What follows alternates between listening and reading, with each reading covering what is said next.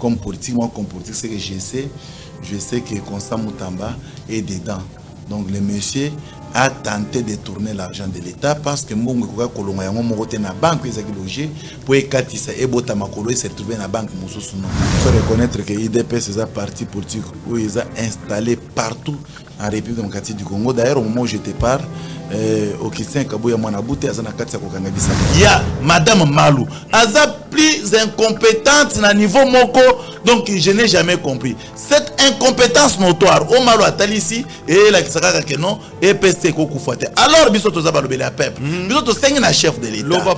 To sengi na chef de l'État, alongo la Malou tout bonnement, atia mutu mususu invertébré, ou yako simba gratuité d'enseignement, pourvu que gratuité zonga na niveau chef Wachelaki. C'est-à-dire à déplacer des deniers publics de l'État, alors je pense que moi à ta place, j'aurais pu demander pardon à la Cour, pardon à la justice congolaise, comme ça, condamnons la peine un peu réduit et ça sera bon. Dans un mot de passe pour nous, so ekomi kuna ndenge mais yibamite mbongo et yibamite ekomi kuna ndenge ni mutunati parce que détournement mutamba bazo poursuivre pour une tentative de détournement et ça pour un détournement. Il est déjà 13h na bango montre na biso no se scanner beaucoup landa biso Kinshasa Brazzaville Congo central de partout pour landa biso za na ba niveau ya RTVE libanda pe RTV na ba plateforme pour misana kolanda émission la bino tribune du peuple. Oui, merci pour la fidélité, surtout la confiance oyo aussi bosala biso ya mutepe sa biso sous ma coquille soit courage ya koya pour na ko informer toujours ba imboka maini ni makoleka kaka na mboka kaka na misana ko bisabino Kinshasa makambo Congo makambo ezebele na mboko faka tolo belaka tomoni tola muka mona mboka Jacques Yabula mona ni lisusu a mona ni place abimeli jusque là Nzambe Yabula mona ni azaki wapi akindaki wapi trobeta moi masolo eza moi ebele trobeta pe masolo ya ba nomination oyo bandeko baleli babi IDPS komba oyo nyoso ya bunda meta tokoma na mambo ba nomination tokomona mingi bandimi ya église mingi tokomona ka mingi bandimi ya église bazo salaka nommé que ba combattant ya IDPS. Qu'est-ce qui se passe au niveau du parti présidentiel? Est-ce que président présidentiel, parti présidentiel, bazana batu, oh yo peut pas occuper ba poste wanate, ou soit la question dont on se pose, tata mo konzipe atali désordre, ou ça ko régner le long na kati ya IDPS parce que on ne peut plus, to ko bon on peut le soutenir IDPS le comme il y a deux camps, to na camp de yo, camp Kabuya. Est-ce que kokuza la cause, ou ça que le lot, pendant que bala la bala muka après ba ordonnance nous se tangama qui na niveau ya RTNC, on a pu se retrouver nos frères de l'église, qui est les combattants du parti. Heureusement que le lot yambi la bouche autorité de l'IDPS auto robetane surtout moi ma selon ebele tika to remercier nanou la fondation Joseph Makolo Tshibwabwa. Oui, fondation Joseph Makolo Tshibwabwa avec le patriarche Makolo Tshibwabwa Joseph oyo azalaka toujours pembeni ya ba base na ye la fois passée to lobaki yango la fondation Joseph Makolo Tshibwabwa eza fondation oyo elitaka pona banti valeur eza oyo elitaka contre pauvreté. Eza oyo eza ko bunda de façon que bato tozana bango na kati ya fondation bazala autonomie eza quand même assurée ba formation eza wana ba pesaka bana bande ko bilenge parce que Makolo lobaki ko sisa kuluna eza ko kotsa bango kanya makasi c'était ko sisa kuluna eza ko boma bango te mais ko sisa kuluna eza ko occuper ba bilenge wana yango mona kana nzela ya ba formation oyo nyonso elekaka na niveau ya fondation Joseph Makolo Tshibwabwa yango na pesi mbala moko la formatrice Hortavi Tsenga. Oui, Hortavi Tsenga na salon na niveau ya IPEN oyo esikani to mona bundaka na ba formation ya ba bilenge ya basi to mona ba make up to mona ka ba makambo ebele parce que la fondation Joseph Makolo eza kaka formation te basunga kape ba mama oyo papa sala ngo mingi pe sala kango kaka akitaka na ba base ko sunga ba mama oyo tous toyebi makambo ko leka na mboka na biso lelo koma mingi ba mama ndi mutu bala mukaka ba 4h 5h pona ko sunga ka toujours ba papa fondation Makolo etika bango te yango epesa bango quand même ba moyen oyo bakoki ko banda quelque chose parce que pas na biso to boka ka mbongo te mais to tina ka mbongo esika oyo ko sunga pe bande ko misusu yango na senga la ba chef de base nyonso ya fondation Joseph Makolo to bandi depuis mitende esika na mona madame Laetitia Mbuzi nazo mona papa baron na niveau ya Kimvula toza ko mona pe Martin Massi ya oza pe na mitendi toza ko mona président Marcel aux abonnés na Matadi Mayo village, oui. Mes condoléances d'abord parce que ça fonde, ça base oyo choko fait la soumoko na bango. C'est quand c'était pas condoléances na famille oyo. Ekoufeli, ba famille biologique, la famille Fondation Mobimba. Tu souhaitais pas condoléances na ba famille oyo, ba perdre surtout ba oya bango. Fondation Joseph Makolo Chiboba tika bango. Hier personnellement j'étais là pour assister la famille. Ya malamu ezalaka. Bolingo ezalaka kaka mbongo te, mais bolingo ezalaka déjà volonté wana. Ya ko sala quelque chose. Oui. Parce que bo bazana ba mbongo ebele koleka Makolo Chiboba baza. Mais mbongo na bango kindaka wapi te 8 place mbongo esuka na ba nyangwe, esuka na ba kapela. Ya préféré mbongo ne suka na kapela te suka na nyangwe te mais ekende nde ko sunga. Bande konaye. Oyo ya Fondation Joseph Makolo Chiboba. Merci tika siko to ya mananu oto yambi mkolo lelo mwana mboka wina kankolongo oto betani mwa masolo ebele. Mbote et bienvenue mwana mboka. Merci beaucoup ndeko José. Na kepe na lumbango na pesa pe nanu ba congolais mbote place ba bengami to pesa ba combattant na ba combattantes ya IDPS to pesa ba cadre nyonso ya IDPS mbote. Pourquoi pas le chef de l'État son excellence Félix Tshisekedi Tshilombo Mukantombolo Fachi Beton dans mbote place azali mais ndeko tikana tindika mbote ya makasi et pas ya intelligence rassurée, intelligence certifiée ya kati ya République démocratique du Congo papa Joseph Makolo Chiboba et surtout les regardant na fondation Makolo pour na komona ke makambu fondation ezo sala ezo lekela batu bon de toutes les façons ils qui déjà autosaï koloba mais bato ndako enselo tozoko ça or on disait des histoires vraies de la fondation Makolo Chiboba et remettre sourire na batu et ce que je demande tout simplement na peuple congolais ils a kosala effort ko kende ko adhérer le plus vite possible parce que bientôt là papa Joseph Makolo Chiboba a kokata na ba adhésion parce que la manière dont bato na kati ya koya na fondation ba l'équipe tellement ebele pour acheter carte tout simplement ou obtenir ce que vous savez adhésion na fondation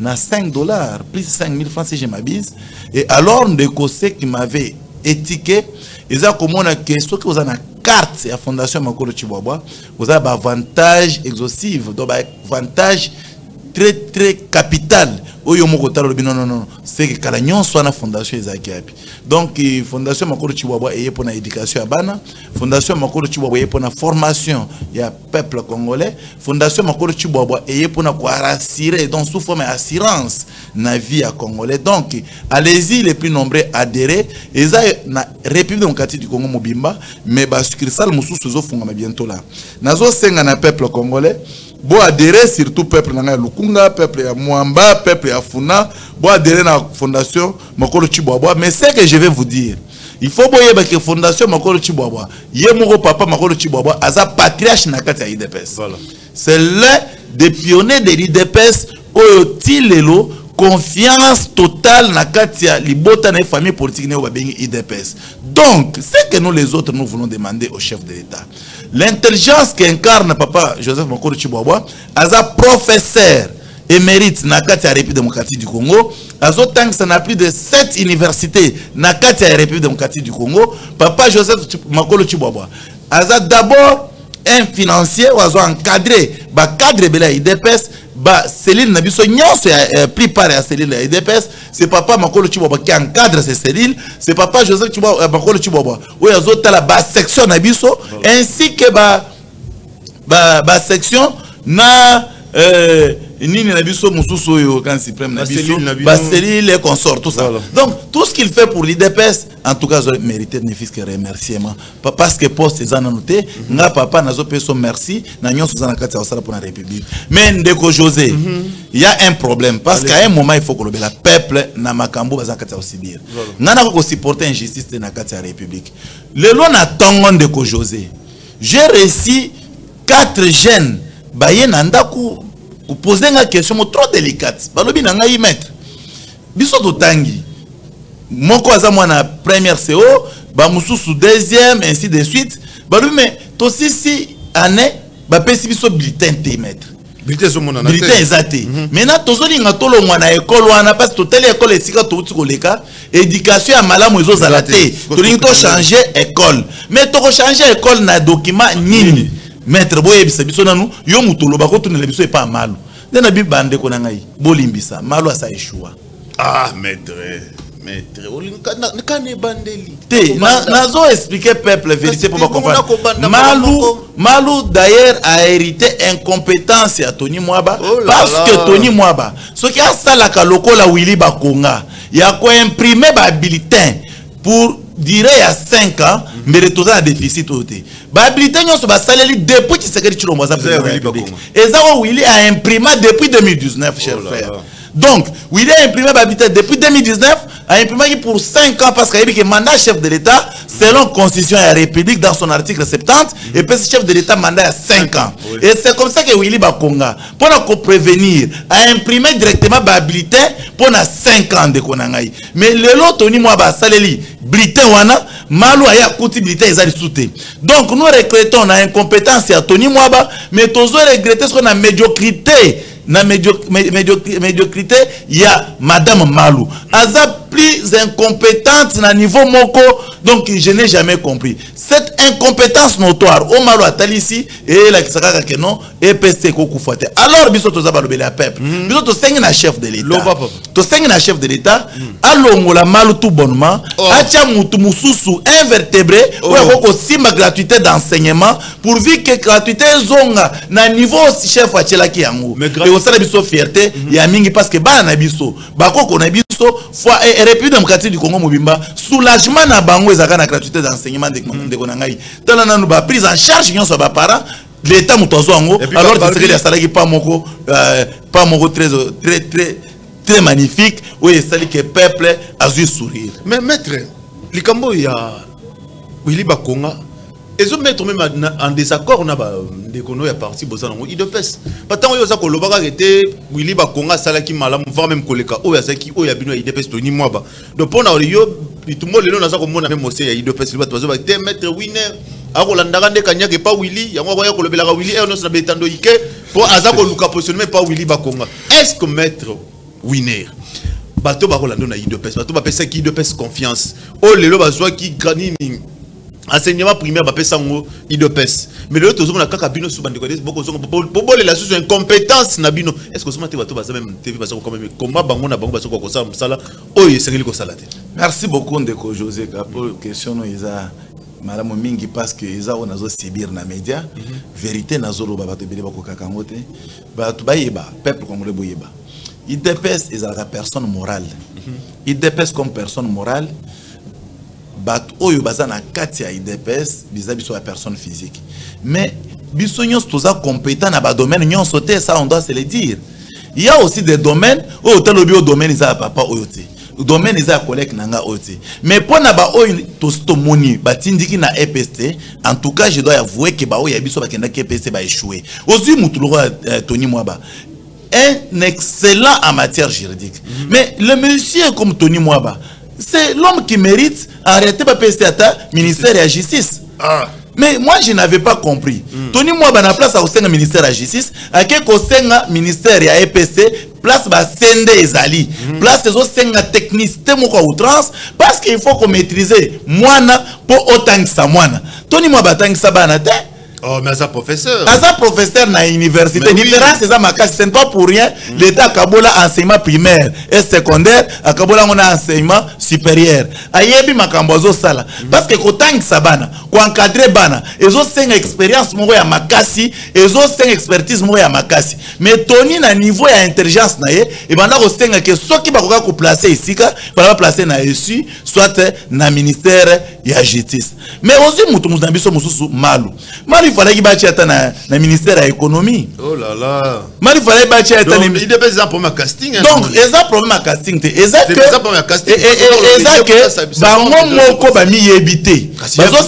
non non. La demande de continuer faire place ni facha jouer. Non non, Fachi azamwana nzambe. Aza coach te. Aza na ba joueur mais yone muto koyeba ke Fachi aza coach mais aza coach pour la République démocratique du Congo za pour na IDPS. Otuninga question par rapport à IDPS. Voilà. Kasi maintenant quand il y a IDPS wana boto ekata na ndenga IDPS ango. Il y a un problème de casting alors. Non. Le problème est à casting. Problème est à précipitation à bande konabiso bazo senga ba ministère bo bazo welela. Biso to welela kata. Oh là là. Biso to zo welela. C'est-à-dire ba weleli ba yembangu basala. Mais pesa niveau il y a compétence, et si la compétence, nous, la déterminante pour nous convaincre le peuple. Vous comprendre. Donc, c'est très, très logique. Alors, à ce moment-là, on peut conclure que les individus au sein de l'IDPS, mais l'IDPS comme personne morale, c'est une personne très, très efficace, que le peuple congolais a confiance, il y a l'IDPS jusqu'à la moindre opinion, parce que c'est l'IDPS ou rien dans la République démocratique du Congo. Merci beaucoup, mon amboka. Oui, n'est qu'en Colombo. Tu bien à parce que tu seras pour ça, Toyoka. Oh, mais il y a même la Rabaïmboka. N'a rolingasco, c'est par là même de l'IDPS aussi. Tu peux un peu comme oui, tu connais le lobby, tu peux domination, ça en cascade. Mais chose, oui, ça n'a pas si bande de belé, parce que ça n'a pas pu m'appeler, il y a bande de belé. Il y a la présidence, il est rebellé, dans le temps, comment on a monté. Le lobby, c'est comme si une nomination comme plus, il y a des frères, il y a des sœurs église, il y a des combattants, il y a des personnes, on retrouve plus que presque plus, bande de quoi, il y a des personnes, il y a des gestion, tout le monde va nommer, belé, mais plus, ça, ma frère, il y a l'église, il y a des bango, mais bino, combattant. Baza comme on a binoté, va être winner, bobandi combat au leloté. Qu'est-ce qui manque aussi que lelo IDPS était à la paix le variété? Moutuloko la patrie, je m'accorde le Joseph. Abundi mingi na IDPS. Atsungi baba vaseli la IDPS. Apesi bango ba moyen même il y a survie. Avant d'ici ba to apesi bango baba biro seulement munyoso. Asa ko encadrer jeunesse ya IDPS, asa ko encadrer ba membre IDPS. Mettre winner wa ko le 40 ans onyoso na bitando week-end. De combien ça coûte la soleil na tonga bime. Nomination ça voyanga mona bino te mettre winner les lok moko dans l'église incompétence ne moto ça baki mabino. Merci beaucoup Ndeko José. Il faut qu'on explique na peuple pour baïba peuple IDPS et bunda pour un état de droit na kati ya république, pour la justice distributive na kati ya république, pour le peuple d'abord na kati ya république. Et tout cela ça veut tout simplement dire que eza éducation basé ko kotisa na mito ya Congolais nyonso et pas papa Etienne Tshisekedi wa Mulumba combat achevé par son excellence Félix Tshisekedi Tshilombo. Ndeko nangai, la gestion de la res publique, ce qui est vrai, c'est une gestion et de revenir na ba politique. Mais la méthodologie mise en place par l'IDPS, azana kati ya kopono ba bengi ba wazo rare parce qu'il faut couche nyonso. Il y a peuple va se retrouver dans la gestion. Ce qui est l'autre gestion, tout canalisant au IDPS, ça c'est détruire et c'est de créer des frustrations au sein de la République démocratique du Congo. République démocratique du Congo, eza papa, eza maman. Yébissonnion ce peuple tous abana. Alors, chef de l'État, azana mis sur Ekle, yé azomona mutoza malebangulu, azomona mutoza kabea kamwanga, azomona mutoza na tolo. Azomana mutoza na nyoki, azomana mutoza na suka ya mboka. Atana vous, chef de l'État zomona. Maintenant qu'est-ce qu'il faut faire? Chef de l'État parce que dans liste partout, il faut placer les Congolais selon vision où il y a zana kati ya komona pour rendre le meilleur dans notre peuple. Donc, qu'on nomme bandeko eza pécheté. Eza par contre encourager Congolais nyon se place à ça, ayeba que fois na moralité ya malamu. Il faut avoir un comportement ya malamu parce que nomination ko lando atanda kuna yo. Exacte que nomination la église ndeko na ngai. Maintenant parlons-en. Tomoni mingi de ba frère. Parlons-en. Ndeko José. Est-ce que na IDPS nomination zo échappé bango c'est parce que baza ini ou soit eza manque à unité et comme il faut faire échapper biso na IDPS parce qu'il faut noter. Toza na kati ya union sacrée oyo ba parti politique est belé. Mais na place to continuer na cause na unité na kati ya IDPS, na kati ya IDPS tozo importer o bengi division. Il y a des gens animés de mauvaise foi. À l'occasion de rien, bazo tenir modicus pour okise kabuya azalate. Et cependant, okise kabuya zawana sur base de test. Mais moi, je ne comprends pas. Pourquoi ne pas attendre le délai propice, le délai consacré na kati ya test ya IDPS pour nous faire partir de Kokisten Kabouya. Pyramide renversée. Voilà, pyramide renversée, exactement. C'est par rapport au respect. Oui, c'est par rapport au respect que nous avons envers les combattants et les combattantes. Mais en réalité, l'IDPS, c'est un régime à test. Bisoto Sengiboui. Batika Kabouya a consommé mandat naye ou ils a consacré na test ou soit na règlement d'ordre ou soit na statut à UDPS plutôt que comme désordre. Mais voilà le désordre là où ça nous amène. Chef de l'État, il est le chef de l'État. à travers la constitution, il y a la République démocratique du Congo, il y a Congolais Nyonso. Chef de l'État n'a pas un parti politique. Par le simple fait qu'il a comme président de la République, Azali sous président à IDPST. Voilà. Ça, on doit se le dire. A comme président, il y a Congolais Nyonso. Donc, chef de l'État tani na musika amonike na parti politique songolo pakala IDPS tala ndenge bato bazomi ma désordre ya mbutu mbutu est-ce que ngai na kokende ko zuwa bato na kati ya parti ya bongo na nomé bango en tant qu'autorité de référence il y a IDPS quand même il a un mot non constitution là je parle pas de constitution nous parlons de Félix Tshisekedi effectivement mais vous avez qu'on reconnaître le col autorité de référence na bino non exactement mais Aza empêché ba acte fois posé il faut respecter constitution. C'est ça le problème. Parce qu'il y a un combat aujourd'hui, tout le monde a même Ndeko Kabou, il y a combien même Nabao Bazaba ministre Lelo. Ils sont même qui sont venus de l'UDPS, comme ils sont problème. Combat wana. Le problème c'est Kabou. Combat wana Ndeko Nangai nga mettre winner na pesa ba tunyon so ba 4 na vision so IDPS conseil. Na yisa ki bango ke tokoki koza na divergence na kati ya parti mais et comme NT et comme ranking T. Parce que nous constatons actuellement et comme N tala totoko bungisa wampanga. Voilà. Est-ce que tu as vraiment un parti politique loi IDPS ça un cadre comme Wampang? Non. Est-ce que Biloko est touché DOT? Est-ce que Biloko est touché Kabouyate? Est-ce que Biloko est touché Paul Chilumbute? Est-ce que Biloko est touché Peter Kazadite? Est-ce que Biloko est touché Winner Kankolomote? Est-ce que est touché maintenant? Biloko est Salem. Nous on s'est dit biso tozana cordon ambigal na biso envers l'IDPS mutoko katango azate pe mutoko katango na botamité na mutoko bengana na IDPS azalité mais na yebi ke IDPS za na ba dirigeant je suis obligé de respecter les textes de l'IDPS parce que c'est en respectant les textes de l'IDPS que tu dois vraiment se conformer na ba exigence à IDPS mes chers frères IDPS lelo et comme il y a chef de l'État azana poste à konomé mais liste à IDPS sécurité.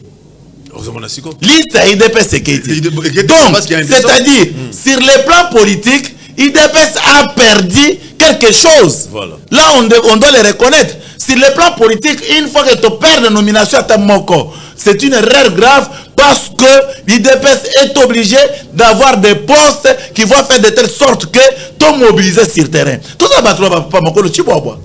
Pas mon colo chiboabo. Tout ça, n'a pas cadre belé, le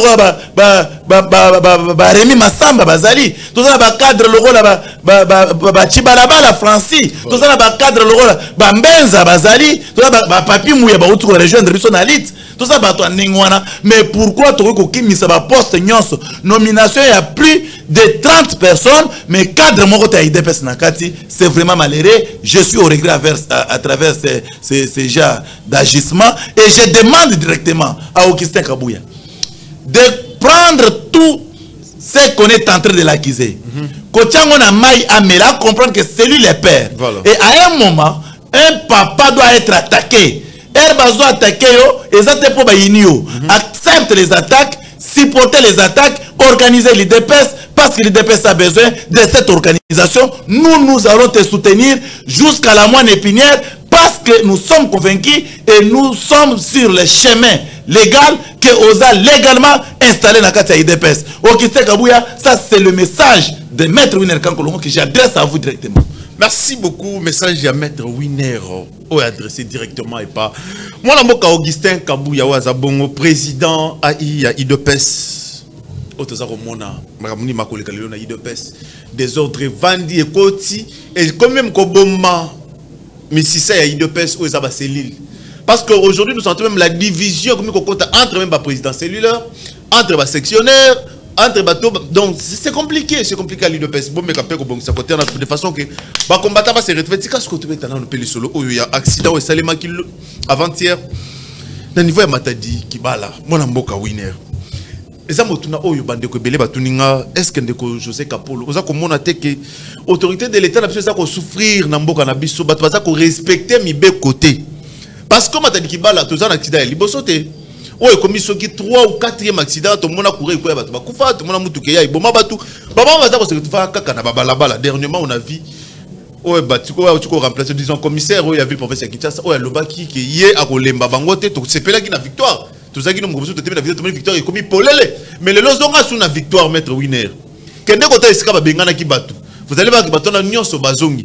Baliwa eza koyata lelo bande ko milimo na bango pe mana bakimi bande ko ba perdre ba vie na bango parce que bato bazaka na balabala côté kaka na balabala loke mito ka pe ya minene bazwa pe ba décision tembola na butu to éviter suite nango ça le manini c'est comme s'il y a trop de mibeko na éviter ndeko bumba makambo pe zo le kila ko kilo ozo ko gérer ngo bien te tozo yebate parce que na Kinshasa so mibeko ezwami suivi nango za la raté le luba tité za ko salema bande ko ba kufi ebele alors que place on a ba pekisa même bato bazala wana to ko ba susuni il dépasse les lots.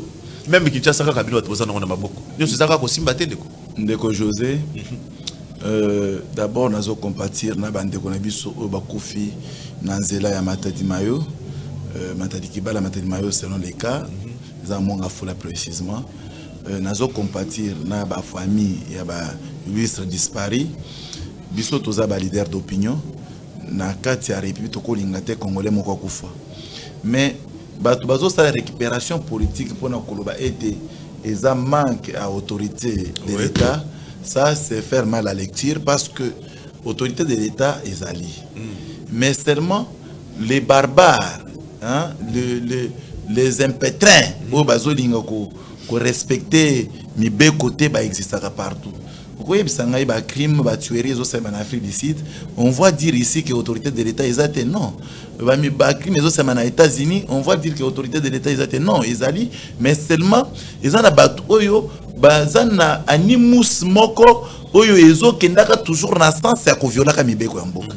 Alors, à ce genre de personnalité, nous nous demandons à l'autorité d'accentuer sur la rigueur, de telle sorte que Batouana va subir rigueur et la loi. Mais Nawa Etali Bumba, mon frère Nasna Lemba Bumba. Oh, yo lembaka batu na bino. Ozo lembaka batu nyoso boso botaka yo lembaka ba encore mettre winner. O lembi so Bumba. Ngai personnellement Nasna Lemba na ngai Bumba. Pourquoi? Bumba azana communication ya malonga te. Voilà. Bumba batu nyoso baza tout autour ya Bumba, ba communiquer te pona ba œuvre auteur de vie des osal. Ba communiquer te pona Bumba. Bango nyonso bazwa système à Bumba ya kolala pongi. C'est tout le monde qui est entouré à Bumba qui te dorme à tout moment. Mais Moussala ni bakosala. Et c'est comme ça que mngana lobaki. Bako kotika leader na bango Bumba. Akufaka na ba pongi na ye. Mais bango bato baza entouré na ye bazo sala Moussala ya malongezo monana. Parce que il faut batika lala parce qu'il a choisi de voilà. Mais bato azotindaka na média basunga kaye parce qu'il y a poni nzela ya pongi. Est-ce que une autorité oyo ba poni et pas ba député provincial parce que Bumba eza IDPS te muto pona Bumba IDPS a proposé Bumba. Oui, il a proposé Bumba. J'ai dit ceci, on doit se comprendre. L'IDPS a proposé Bumba. Non, il ne faut pas apporter des mensonges à la place publique. Non, mais Kolanda, relier Makambo Banguna ya IDPS na place publique. D'abord, M. Bumba c'est un assimilé de l'IDPS. Oso mona Bumba na marche. Oh là là. Yo oso mona Bumba a marché na biso. Biso tozo souffrir. Parce que Bumba na campus c'est mon jeune frère. Ngana zai na droit, ya zai na économie.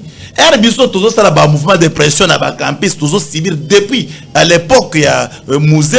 Mais Bumba azaki mwana maman. Bumba azaki enfant chéri azana ndako epana bango babolia bifwetek. Tu comprends? Mais non. Mais ici les Bumba ce sont des assimilés de l'IDPS. Bon, a eu chance à convaincre les députés provinciaux. Bah voter, est-ce que les IDPS ont voté dans les IDPS a convaincre les députés provinciaux? Non, il y a Moro Bumba. Non. IDPS to aider dans la campagne. Moi j'ai fait de campagne pour Bumba. Non, c'est la campagne pour Bumba. Tout ça est la campagne. Mais nous avons constaté que la campagne on a salé qui n'a pas retiré qui maloba ngai. Prochainement on sala campagne à Boutroua Bumba. Donc pourquoi ça qui yo? Bako ça ngate na mona ka type wana na comprendre que c'est un bon type mais na comprendre azafo. Oh là là. C'est un faux monsieur. Donc ma mune moya ko lobela mingi mingi ezate elo na ostenga elonga na ostenga na ba député provincial. Awa vacances parlementaires aussi là. Na kozonga na motion contre Bumba. Oh là là. Tout bonnement. Papa, Bumba on te moni ba chanter fonga mi partout mettre winner. Ba chanter na ezayete zambongo gouvernement central. Ezambongo gouvernement central et PCA. Pe ba chanter yango. Bumba a repona bato malam atalo babino boye parce que babiso yo toza makila bololo toko perena bombate akopona babino oponi bato malonga basa les communication marqué mbongo eza ba déficit na gouvernement central. Bumba Bumba mobilisera elo ba bourgmestre nyonso bako saka Bumba. Mais au répondre aux questions par rapport à question à répondre à parce que le peuple a dit déjà que Bumba c'est lui le mal de la République, c'est lui le mal de la capitale. Bumba mabe la République. Mais maître Winner azala kaka na IDPS to passe à loin de IDPS. Et bon ngane ba kolonga IDPS pa na ngana kota IDPS librement na mi kotela ngamo. Kolonga IDPS na kolonga ngamo ko mena kolonga IDPS ba ngana zana adena IDPS. Ngamba kila weza IDPS. Ba to ba kolonga ngana se baza makila IDPS lo ngai. C'est ça le problème. Et en plus de cela, ndeko na ngai. Ba lobi ke passe to zana IDPS ataso sala mabe Winner akotelo kaka. Mais vous avez IDPS quand même. Deo a sali mabe. Na lobeli ke Deo bizimu décision aux à combattre IDPS eza mabe. Bumba azo sala mabe. Na lobi ke Bumba makambo sali eza mabe. Tony moi ba sala mabe na EPST. Na lobi ke mabe Tony moi ba sala na EPST eza mabe. Maintenant ce que Winner a bomba ka mabe mais bolamu ya bato na sala bolamu na solo tala mutu wa dodo femme. Oso yoko Winner aleki alobi mabe ya dodo. Il fait jusqu'à tomber dans le maboko. Voilà. Tala nani notre ministre il y a intérieur et maître ministre à défense papa qui comme moi d'invite mais ndeko nanga na utai ko senga na uti ko senga awa batala monument au bâti liboso à palais de la nation ba détruire yango balonga na mausolée na bâti monument ka bon moi d'invite oh là oyebi pourquoi parce que ka bon moi d'invite akuti bitumba na mboka oyo et sali plus de 3 décennies au-delà de 30 ans. Mais quand au moment d'inviter comme ministre à défense, c'est le seul ministre à défense à utiliser intelligence, na sagesse, na diplomatie agissante, tirée na chef de l'État pour bitumbalelo et si là. Ça fait combien de jours au Yoki Batozo Fana S. Donc, je suppose que à Tozo mettre fin totale na ba agression wana qui a bon moment d'inviter mérite monument va remplacer un monument à musée. Pourquoi musée? Parce que Bitumba est naturel à Bandekonazo et ça parce que musée avait voulu que l'on Mobutu par voie à force et à utiliser les Rwandais et ce sont des Rwandais qui sont mal. Alors que moi, un monument à musée, l'Iboso parler de la nation, c'est l'insulte pour notre population congolaise. Ah, maître Winner. Merci, n'a pas Rolanda Bisso. Merci surtout parce que les Big Boza et bien ça rabino se bouligni peut intervenir dans la mission la Bisso.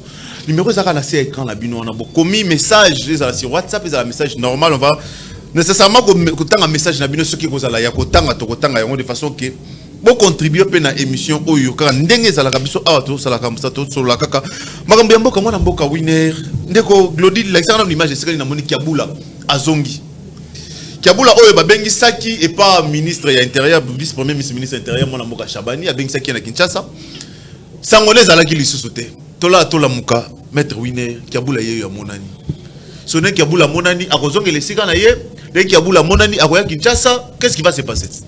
Oui il y a une invitation qui a été adressée à monsieur Kiabula. Je pense qu'il va vouloir se présenter les 5 à Kinshasa si je ne m'abuse pas parce que le VPM Jacquemain Chabani va vouloir l'écouter. Mais c'est qu'il faut dire à notre peuple. Kiabula a écrit une lettre adressant au ministère intérieur pour nous dire qu'il est malade. Donc, le corps est malade, est malade, a assuré la fonction à l'État. Non. Et c'est comme ça que VPM Jacquemain Chabani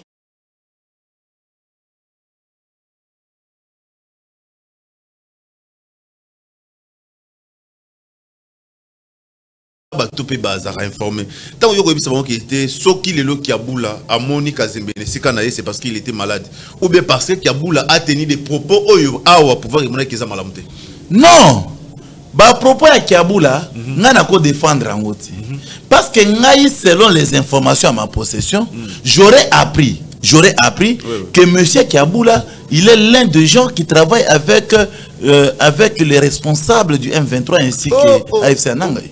Je vous dis que j'aurais appris. Parce que Ndekonangai, Kiabula, j'aurais appris que c'est lui qui envoie l'argent et pas le moindre. Grosse somme na quand il y a bâti pour se renforcer contre la République. Donc, ça c'est ce que j'ai appris. Mais moi, j'étais sur le plan légal pour voir ce qui s'est passé entre Kaboula ainsi que le VPM Jacquemain Chabani. Jacquemain Chabani a autorisé tout simplement l'adjoint de M. Kaboula de faire l'intérim. Et Kaboula, parce qu'à apparaître, je pense que cette fois-ci, à m'a dit sous invitation, à Koya. Koya, je crois et je suis persuadé, il sera interrogé dans l'accusation non se portée contre M. Kaboula. Et à ce moment-là, c'est l'occasion pour suspendre ces messieurs définitivement et pour toujours. Est-ce que réellement besoin de ça la cohésion nationale? Cohésion nationale, ils ont aussi rebelles. Non, s'il vous plaît. Le monde a bandé ça collé là. Ah, bah ça va masolo ba discrimination, ba beta masolo ya chasse aux sorciers, ba katangi ba zolanda bango, ba katangi ba kotikela bango ninité. Pourquoi on a vu ça rabatou? Comment ça fait-il que nous avons plus la majorité, il y a ba officier supérieur, il y a armée basaka ba katangi? Est-ce que vous pouvez répondre à la question? Qu'est-ce qui fait que ba autorité militaire majoritaire ba ba katangi? Secrétaire général il parti nanga ça répondre qui na mutuna wana. Te sunga pe bato ba kolanda biso. Donc peuple congolais, il faut que à un moment armée Nabiso, en tout cas tout le monde décrit, ce n'est pas moi qui est le premier à le dire, ils ont un problème d'infiltration. Infiltration qui est armée Nabiso moins mingi. Mais tu es tout ça les constats, ils ont battu belé, ba généraux, bazu bango bambi bango na katanga. Or ebele na kati na bango, baza vraiment batu ngambwana. Mais bazu bambi bango no baza batu katanga, so tout presque 85% ya ba généraux na biso bazaka bakatangé. Toboité, bakoki pe kozaka bakatangé, ce n'est pas aussi mauvais parce que katanga ezaka na kati ya République démocratique du Congo. Mais c'est que moi je conteste. Eza ya coïncider kolobake bazokanga ba généraux katangé. Ça moi je n'aime pas parce que un militaire a comme province la République démocratique du Congo. Voilà. Voilà. Un militaire a la province attaché de lui-même. Ce qui bongo balo balinga balo bakangi pe biamunda. Voilà. Tumba biamunda général maison civile chef de l'État. Voilà. Mais pourquoi les Kasaï ne pourquoi bazolo bayangote? Donc c'est pour dire ils sont tous leaders de masse, leaders d'opinion. À un moment surtout les Canadiens et ça pour orienter notre peuple. En tout cas, je vous en supplie de ne pas dire ça. Mais voilà un Katangé discipliné, digne de son nom. Un Katangé accentué dans l'intelligence super, mon cher ami, qu'on appelle Patrick Katengo Mafo. Patrick Katengo Mafo. Mon frère, un leader des jeunes, Moko ya jeunesse qui ont sur la République démocratique du Congo. Mais j'ai écouté un patin tout fait, l'un de vôtres, il est aussi journaliste, Steve Wemby, allégué de fausses informations sur Patrick Katengo, justement pour jeter l'opprobre à un Katangé digne de son nom, un Katangé respectueux, un Katangé qui respecte les institutions de la République, un Katangé attaché au chef de l'État, Patrick Katengo Mafo. Mais si vous aimez, ainsi que Madame Francine Mouyumba, parce que ces derniers bénéficient de la soutien, il y a monsieur Michael, il y a un respect, parce que Michael, mon frère, il soutient les gens qui corroborent avec les éléments de 23. Comment ne pas soutenir les gens tels que les Patrick Katengo, les gens comme les Winner Kankolongo, les gens comme des José Capolo? Michael peut réellement nous soutenir dans la faisabilité. Il y a un respect. Mais lui, il prend le frais qui est généré par un respect, Azopé Sabasi Vwembi, Azopé Sabasi journaliste pro M23 pour détruire les compatriotes. Donc, c'est de là que j'ai conclu que Michael, ce n'est pas un homme qui mérite à ces postes. Alors que les chefs de l'État puissent prendre des mesures croniennes de mettre ces messieurs dehors. Parce que besoin de comportement Francine Mouyumba. Besoin de comportement, il y a Steve Wemby. Ce sont des gens qui se comportent en criminels, mon frère ami. Donc ce sont des gens qui se comportent en criminels. J'ai confiance envers le président de la République. Voilà. J'ai confiance aux institutions de la République. J'ai confiance aux services de renseignement de mon pays. J'ai confiance aux autorités politico-administratives de mon pays. Qu'il y a des hommes dignes. Il y a des hommes dignes et sincères, crédibles envers le chef de l'État. Et je cite, ce sont des Patrick Katengo Mafo. Merci beaucoup, mon Mboka Winner. Donc, Tchela Bisso. nini photo moko ya ndeko kosa mutamba na kolingana maître Winner tala na photo oyo mwana mboka oza bongo ancien ministre ya justice instruction à dossier des Akilobi. On a vu un Moutamba confiant. On a vu un Moutamba où il y a peine pour réellement affronter justice. Dans mon yeux, mingi ko le Moutamba, bazué le boko na sac, Moutamba, mais n'a pas la mamle ça ko kindele mo na mboka. Est-ce que pour ça que mon até que Moutamba c'est comme si asa ko sibir peut-être maye mususu o eza ko wuta et pas bateau yo lelo za ko telemela. Pona moni mingi bo telemela kaka mayema ko lekana niveau ya Goma. Na bateau baza kuna. Mais Moutamba c'était la personne qui a pu quand même affronter bateau ba belé ba boya qui ko affronter Télélobe Joseph Kabila ni na Longwa pour na Moutamba senga ki yango mais l'autre zo mona Moutamba dossier ne ba zo beta les solo ya détournement au moment où l'argent nyonso ezali Moutamba lobi ata $1 ezali ko simba mati. Est-ce que mon mboka Winner bien que na bi que ozana ba réserve belé par rapport au pays nini na yo mais to lingato zo ka point de vue na procès oyo. Merci beaucoup Ndeko José. Je compatis avec mon frère Constant Moutamba et je l'encourage pour continuer à poursuivre le procès naé. Mais seulement ce qui est vrai, la justice est en train de faire son travail. Tokoki ko instrumentiser justice, il faut que la justice et ça la musala nango. Mais comme politique, c'est que je sais que Constant Moutamba est dedans. Donc le monsieur a tenté de tourner l'argent de l'État parce que Mbongo Koka Kolonga yango mokote na banque ezaki logé pour ekatisa ebota makolo et se retrouver na banque mosusu non. Donc monsieur Moutamba a tenté voler en d'autres termes ya bakinois. Donc ce n'est pas un problème azam muto aliboso ko yibate baza ebele ba kokana ba nyonso. Azam muto aliboso ko yibate muto bia yibite ata $1 ezako simba mate baza muto aliboso. Problème ezaki place Mbongo ezali wana. Muto azana mot de passe pona ko Mbongo na compte ezaka Moutamba. So ekomi kuna ndenge mais yibamite Mbongo et yibamite ekomi kuna ndenge nde mutuna parce que détournement Moutamba bazo poursuivre pour na tentative ya détournement et ça pour na détournement tentative à détournement c'est-à-dire à déplacer des deniers publics de l'État à tiango na esiko esengela kité. Alors je pense que ndeko na ngai moi à ta place j'aurais pu demander pardon à la cour, pardon à la justice congolaise, comme ça, bah, condamnons la peine mon un peu réduit et ça sera bon. Maître Winner. Dans le message de Bao Rolanda Bisso, Namoni Ndeko Moko, Awa Lobby, bonjour papa, félicitations, Nayo, na invité, émission Yalelo, Ezakito, Gomakasi. Je suis en direct avec vous. Na IDPS, tous en a jeune, Yamaye, les locaux, là, monsieur Joseph Moukendi, DG à France spécial pour la promotion de l'entrepreneuriat et l'emploi de jeunes. Ceux qui chef, bon, papa, on a mené comme le Belande, on a pas chef au commissariat, chef de l'État. Mais au moins, merci pour na Nengoza Rolanda Bisso, à Lobby, na IDPS, vous appelez na jeune, oh, Yamaye.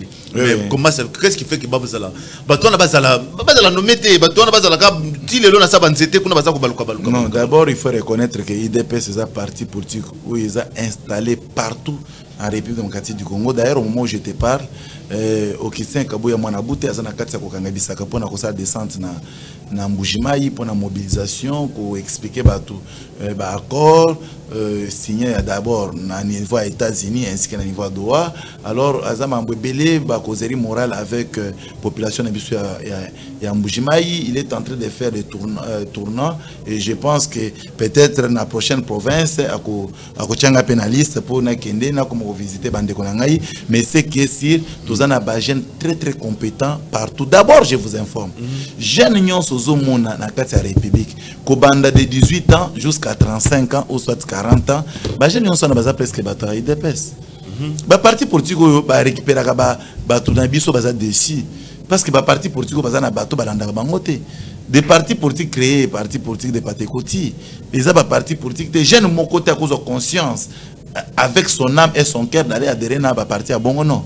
Or, à l'IDPS, nous adhérons avec notre âme, avec notre cœur, avec notre assurance. Donc, c'est pour dire, nous avons tout un peloton de jeunes, mais ce qui est sûr, tenez bon, nous allons en tout cas faire encore du mieux parce que le chef de l'État, à Ibibisonyonso, nous aspirons les meilleurs pour demain.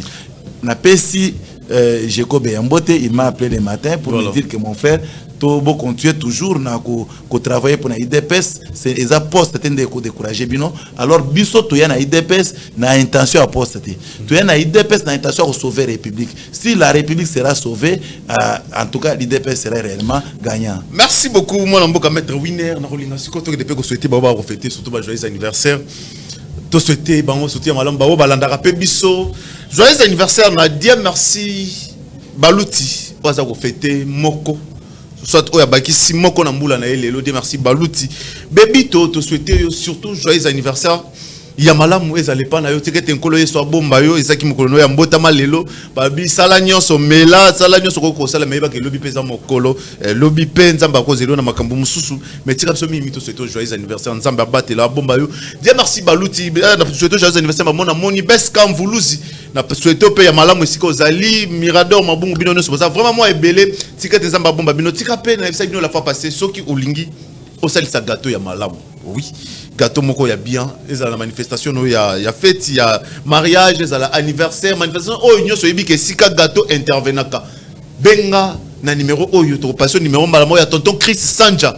Oui, Chris Sanja et sika nini bazako sala babi pâtisserie Chris Sanja sika bako sala ba gâteau ya kitoko soko meki gâteau no le yango moko comprendre mena ke te maestro ko sa kineta albaki bosolo yango ni boso mona ba cérémonie tango ya ko sala musala na union de zala surtout propriété côté kuna kutu bosana parce que ko sepela na présence ya moto ko memelo surtout gâteau tika te remercier Fondation Joseph Makolo parce que tout le monde est na suka ya émission te remercier Fondation Joseph Makolo Tibwa baba o nyonso ba compagnie kaye to moni bala moko les magistrats Dominique Mutungilai to pesio surtout Longonia Mutungilai Dominique oui les magistrats to moni amen Mumbembe c'est des choses DJ Abdul Walumpumpu balobi les Tchakou de la fondation oui les Tchakou du fondateur président patriarche Makolo Tibwa Joseph Otobengi bon na komba DJ Abdul Walumpumpu oui est-ce que bolanda kaye avec émission na Adisi Kolé na souhaité surtout ya malamu merci na Petambo merci na ba oyo no so qui ba ku malamu ya olanda biso commandant Vicky oui commandant Vicky commandant Flavien Binonio so total maman papa Jérimata bozaki vraiment ebelé nga sa bino awa la tribune du peuple musala to sa izaka ko informer bino programme aussi boyibi yango bolanda biso lelo na 13h lobby boyeba bolanda biso à partir ya ba 12h awa kaka na RTV et sikanini ba sango zo salaka malamu nga na sa bino soki oya biso nzambe il y a chaque moukadinda la zongi dans le ministère d'intercession et de délivrance et sikanini ba prière et bandaki depuis lobby et aussi la lobby vendredi 3 jours il y a prière et ça kotoka kuna boya et belé boya mona bikamwa na nzela ya prophète na Jacques moukadinda la merci maître Winner merci surtout pour na kondima invitation na biso tebi ke toko mona na susu mikoleze ali et puis makambo ya kolobela mboka ezali ba batikali na ndako botikali na kimia kolonzambe abomba bino vraiment tout mona ni lobby vendredi merci.